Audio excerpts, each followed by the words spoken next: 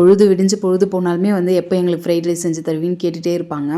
இன்றைக்கி வந்து காலையில் எழுந்திரிச்சோன்னே ஃபஸ்ட்டு இவங்களுக்கு பிடிச்ச மாதிரி வந்து ஃப்ரைட் ரைஸ் செஞ்சு கொடுத்துடலான்னு சொல்லிட்டு தான் ரெடி பண்ணிகிட்ருக்கேன். நேற்றுக்கு வாக்கிங் போயிட்டு வரும்போதே காயெல்லாம் வாங்கிட்டு வந்துட்டேன்.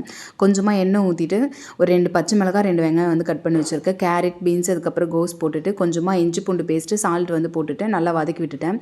1 கப்பு பாஸ்மதி ரைஸ் தான் போட்டு வேக வச்சேன். அது கொஞ்சம் நிறைய வெந்து வர மாதிரி இருந்தது. அதனால் வேறு ஒரு பாத்திரத்தில் மாற்றிட்டு கொஞ்சம் ஆஃப் பாயில் வெந்ததுக்கப்புறமா வந்து டொமேட்டோ சாஸும் அதுக்கப்புறம் சோயா சாஸ்லாம் ஊற்றிட்டேன்.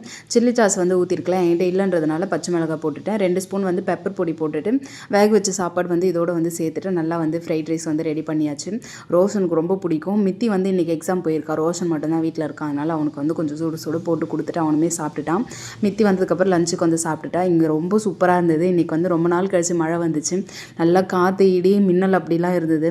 அதனால் கொஞ்சம் சாப்பிட்டுட்டு அதுக்கப்புறம் உட்காந்து நாங்கள் அந்த மழையெல்லாம் பார்த்துட்டு அதுக்கப்புறம் தான் மதியம் லஞ்சுக்கே போயிட்டு சமைக்கலாம்னு சொல்லிட்டு ஸ்டார்ட் பண்ணோம். ரொம்ப சூப்பராக இருந்தது.